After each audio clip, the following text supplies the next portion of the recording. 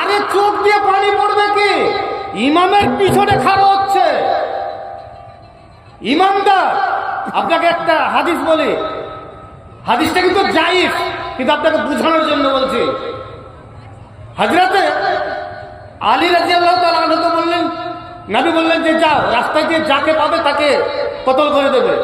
তো গিয়ে দেখছেন যে একটা লোক হাল বাইছে, তো চারদিকে চারটা কলসি। তো ইমানদার কত ওই জায়গাতে যাবে তো হাল ছেড়ে দিয়ে নামাজ শুরু করবে, মানে চার খোলাতে চারটা, যেখানে আজান দিবে আল্লাহু আকবার আল্লাহু আকবার, হাল ছেড়ে দিয়ে নামাজ পড়তে আরম্ভ করবে। এত ইমানদার ঘুরে চলে গেল। তারপর হযরত উমর গেলেন।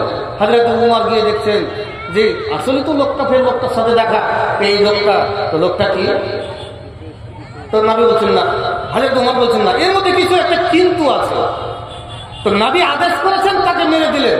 তো যেমনই মেরে দেওয়া তেমনই যত রক্ত পড়েছে সব রক্ত সোর বিলাই কুকুর হয়ে বান্দর হয়ে পালাতে লেগেছে।